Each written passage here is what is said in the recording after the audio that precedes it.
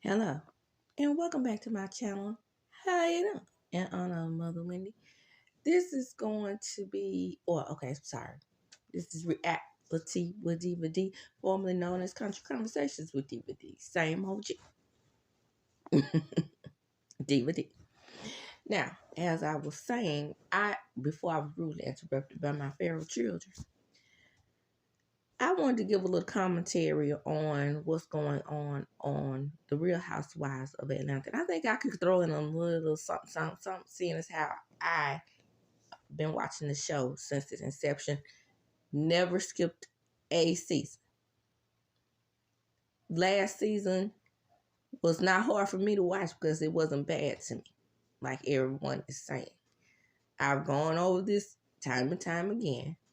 I've had arguments with Twitter and on Twitter. And I made it clear to people that even with Royal being on its decline, it has still had a better season than all the other shows. Nobody wants to see that. I'm the only one to see that. Better ratings than all the other shows. The show is 16 years old. Fans, we're going to have to be realistic. We can't just keep recycling stories and storylines. Even if you bring on fresh new people, that's still what's going to happen. If you bring on a fresh new, say for example, a fresh new footballer's wife. Let's use Akila for example. What is she going to tell? I got these many children. My husband played football, and I'm rich. What else is there to tell? Okay. You missed the opportunity last year showing Kenya's grand opening or soft opening to her salon. That was a big missed opportunity. But you keep going back to she buy, she don't pay. The clothing line door is closed. We need to accept it. She's not doing anything with this platform. Period. So, this leaves in the middle. We have a solidified two, right? We have Kenya on one side, and then we have Portia, Mrs. Steal Your Man on the other side, right? And then what we have to do is build from the middle out. Okay. Now, in my opinion, I can see keeping Drew. I can see keeping Sonya. Sonya just had a baby.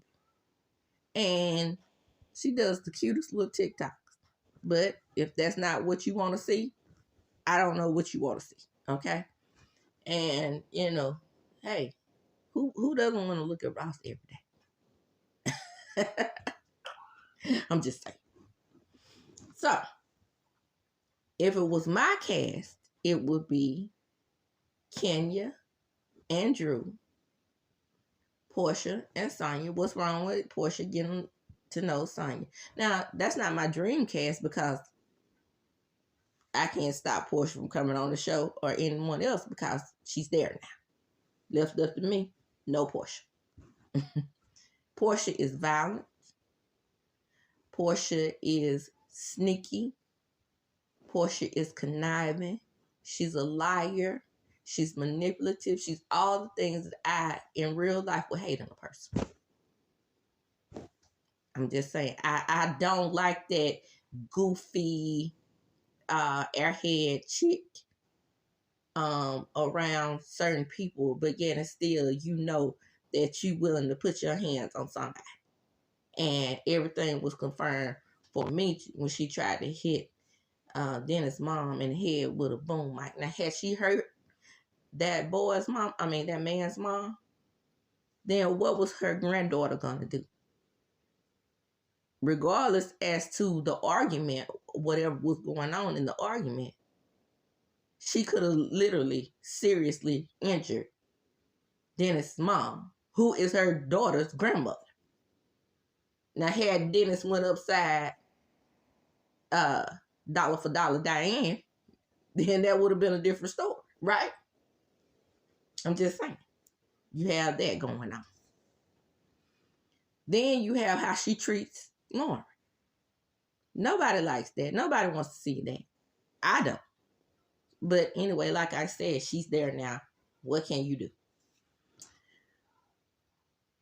The only missing element there really is two new people if you get rid of Sheree and Marlo. That's it. Simple formula. Even if you get rid of Sonya and Drew, that's 4 new people. And then you have cast 6. But if you get rid of, say, and then just you want anchors, even though it pains me to say this, out of obligation and not firing Sheree again, maybe you should keep her. However, and it ain't nothing that I have ever as a viewer liked about Sheree. What I don't like about Sheree is the same thing I don't like about Toya Bush Harris. I hate pretentious people. When you are rich, in my opinion, and you know you're rich, you can speak softly and not loudly about your finances. And most of the time for me, seeing like Toya and Sheree, they have the most issues paying people and the most issues with their money. If you're going to floss like you're rich, don't you remember when Sheree admitted that she don't like to pay people? That's why I call it she by she don't pay. So if you are that person, it would seem to be that you would be the last person that would be bragging all the time about what you have. I'm wearing Chanel, I'm wearing Fendi and Gucci and Prada. Child, bye. Your finances, from what we see on the show, don't say the same thing. Right? That's me. That's just me. If you're gonna be rich, bitch, and you're gonna walk around in the dripping in gold and Gucci and diamonds or whatever, be that person that you can be. Be a Heather the bro. Okay? A real rich bitch. Okay? Be a Diane Jenkins. Even though I couldn't stand Diane Jenkins. I'm just giving examples of real rich bitches. Okay? And don't be a Dorit. Dorit is right in that category to me with the rest of them. You could be watching the real. Yeah, I don't care about y'all talking about the Real Housewives of Beverly Hills. Those are real rich bitches. No, not to me. Not Dorit. Not to me. She richer than I am.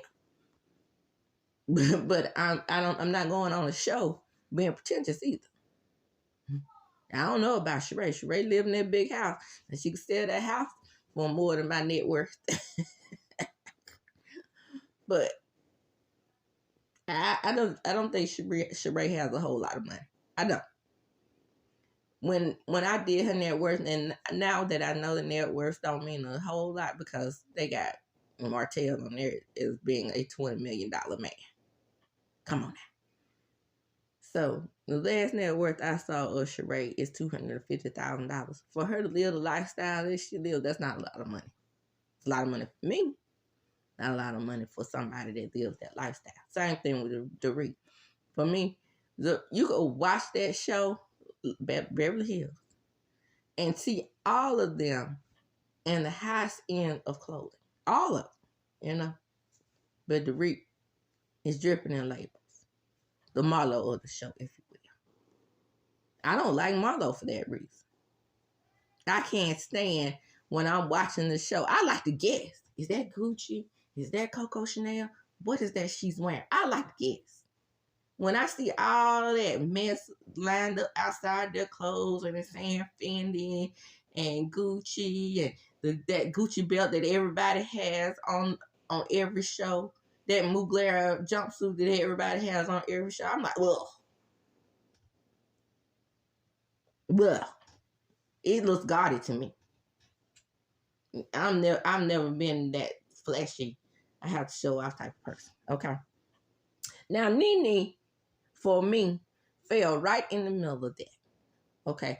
Nene came on the show, her tagline at the beginning. I'm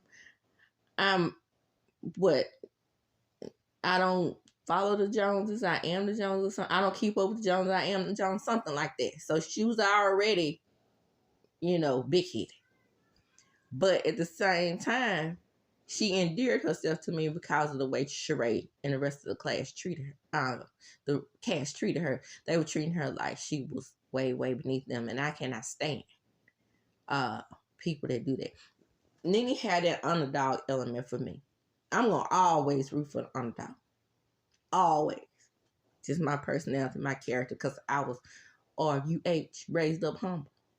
So, but you can see it we are not blind. You could see it as her star began to rise as a character on the show, her head became bigger and bigger and bigger, and she became more and more ridiculous. And I know for a fact I didn't have to be there to know it. I just felt it coming from her, and a lot of other fans felt it coming from her too. That she had gotten to the point where she definitely was hard to deal with and hard to work with. I believe every word that former producers have said about her. Every word. I'm not saying that she didn't bring eyes to the show, but for me, it became a huge turnoff. Huge.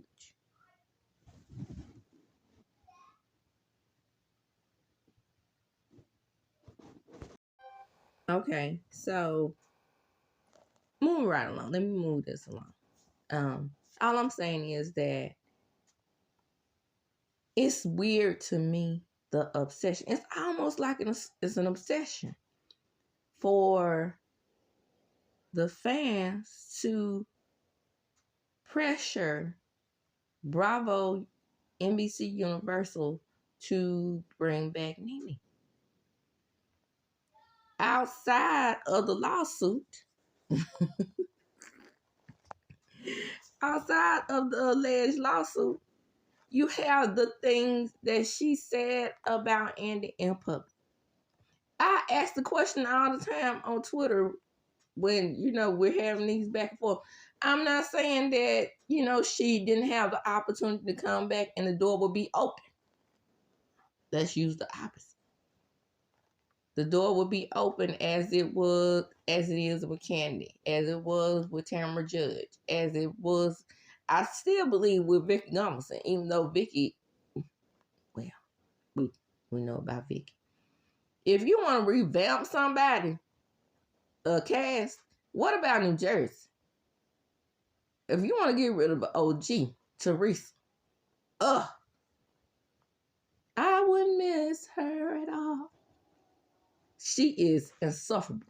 Now, that's somebody else who has a big head and needs to go. She thinks she runs that whole entire cast and nobody can say anything to her. And then, as far as Jackie being one of my favorite adversaries of hers, Jackie done fell and drunk the Kool-Aid because she wanted to be a cast member back on the show so bad because she became a friend of the show. With her and Evan's money and having more money than everybody on the show, I would have dipped. I mean, like, okay, you keep your friend contract. I can't deal with Teresa anyway. I don't see how anybody can film with it. Look how she's dragging Melissa all these years. Not a fan of Melissa. I'm a fan of Right. And Nene fell into that category for me with Teresa. Even with me disliking Teresa the way I did and liking Nene the way I did. She did something that nobody else did. Keep my name out your mouth. My boss is a powderhead. I saw her with my own two eyes say it. She can't deny that she said it. And it's nothing that she can do to repair that. She dragged this man in the press. Teresa never did that. She always bring up how Teresa pushed him. But when Teresa pushed him, she didn't call. She was calling everybody else on the stage MFers when she pushed him. But she didn't call Andy there. And I'm not sure what his fascination. I think that's that Don Blonde mentality that he has going on with Portia. Because he made Kenya stop using props. Right? He hadn't told Portia. I hadn't seen him publicly tell Portia, don't take nobody else's man. Don't lie about people paying people to bring on the show. Yeah, she did it too. While everybody's always talking about Kenya pays her dates and her men to come on the show, Portia did it too. Everything, every single thing that people have gotten fired for, Portia has done. All of it. That's why. Same thing with Giselle. Giselle is a horrible, horrible housewife. Horrible. The worst I've ever seen. No husband, pays the dudes, gets on TV, lies on the husbands, lies on them to the point where she can get them sent to jail. That type of stuff. But he holds on to her. Again, these two people being the worst of the worst. Oh, and okay, Phaedra.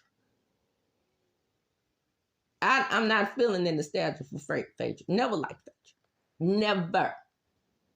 I'm going to have to catch Traitors to see how she's doing. And I still haven't watched it yet, but I still won't probably like her. Horrible on Married to Medicine. And she wasn't that great of a housewife on Roa either, in my opinion. This is my opinion. But anyway, as I was saying, even with that, even with the 8 lie, put an R in front of that Phaedra did, and it still maintains a relationship with her. I would.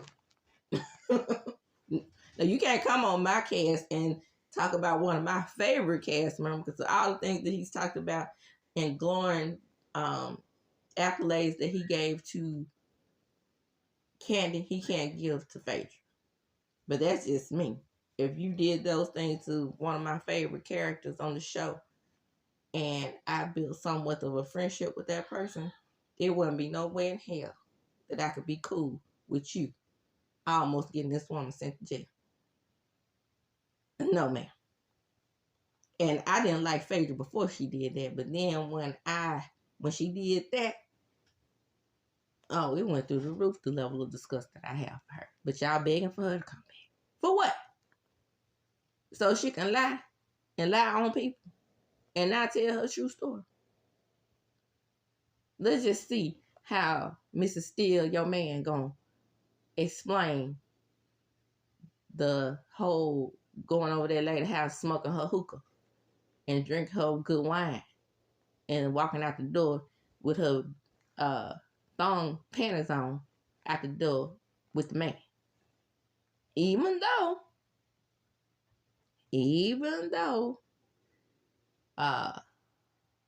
Fallon was indeed having an affair. We found that out when she was pregnant. When she had that interview with Open Adam, I knew she was pregnant. Her face was puffy. I was like, she denied it a little bit, and I was like, I think she is pregnant. However, nothing can justify Portia's actions. That's the foolishness. Baby, I cannot make this stuff up. It is people out there that say, well, she shouldn't have been cheating on Simon. What? Come up in my house, smoke my hookah, and I can have a man stashed away in my bedroom. Okay? Like Phelan did, Jalen, my understanding, he worked there. And I have him stashed away in my bedroom.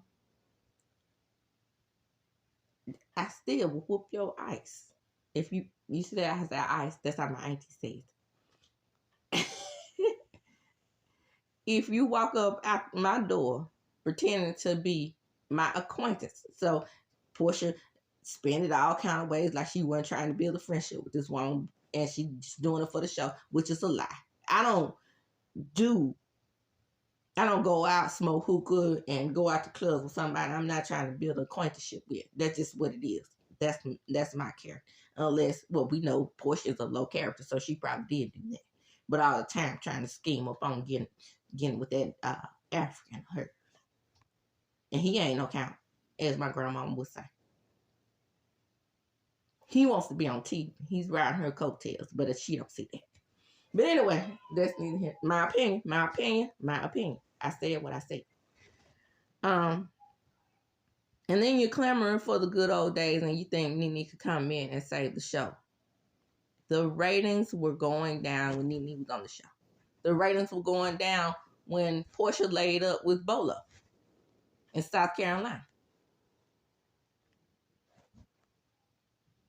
According to Kenya and according to the video, it's no way that something didn't happen between her and Bolo.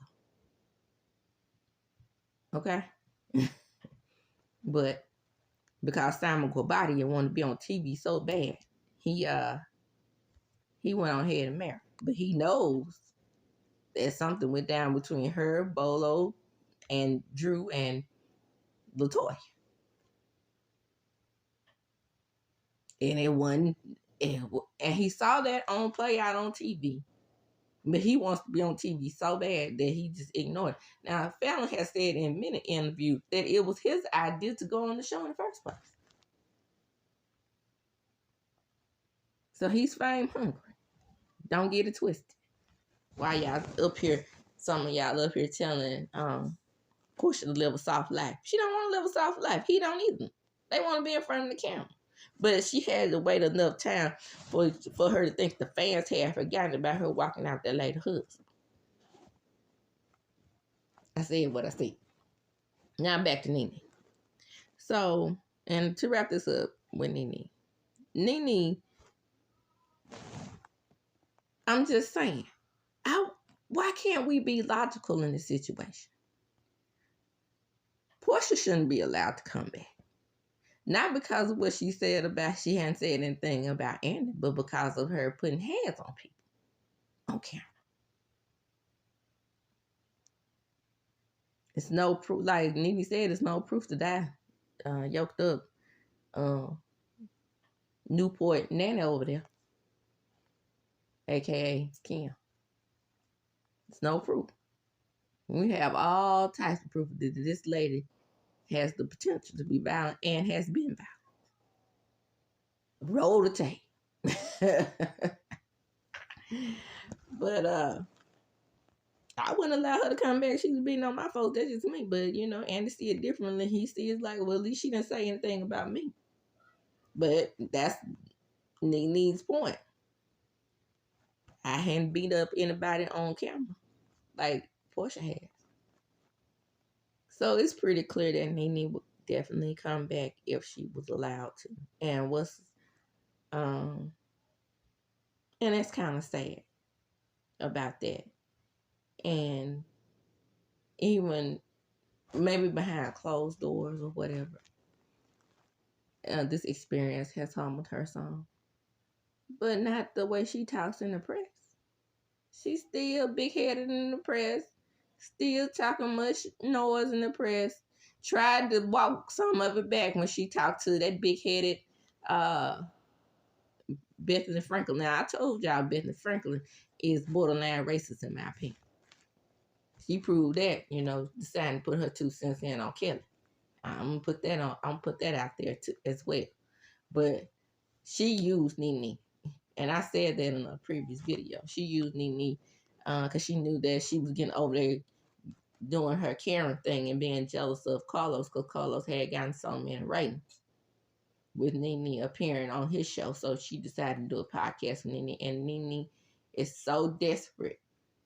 She couldn't even say, I wouldn't even lay my eyes in that heifer's direction. Because what she can do, you can't do. You can't get away with what she can do. And that conversation you had with her, still dragging Andy, but you kind of walking it back some. She still, I bet if she got on her knees growling to Andy and lost her $1 million for or her what is 7-figure deals that she has with Skin Girl, and she lost all that right now, I bet you any amount of money Andy will put her on roll. That's a roll. I mean, wrong with the new girl.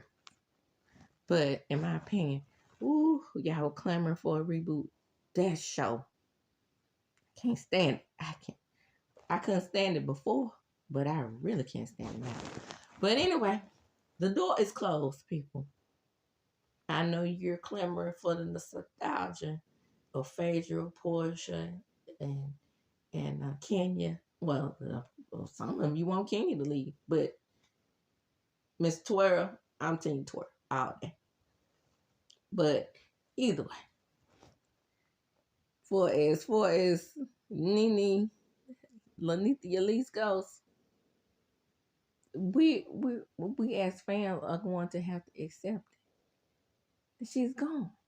If they ever gave Giselle just a piece of what they give to Nene or Teresa, I would love it. They both need to be humble. And Cohen, before I get out here talking about Nene, Giselle, Miss Hale Bryant is destroying the Real Housewives of Potomac, in my opinion. And with that, I'm going to get off of here. This has been Reality with DVD. I said it was going to be short, but my goodness, it's about 30 minutes long. Anyway, that's going to be my piping hot tea segment. Don't forget to like, comment, and subscribe. Hit that notification bell button every time I upload a video. Like I said, the name has changed, but the same OG. We are growing. This channel is growing. So with growth comes change. And as I do when I'm closing, I'm going to chunk them up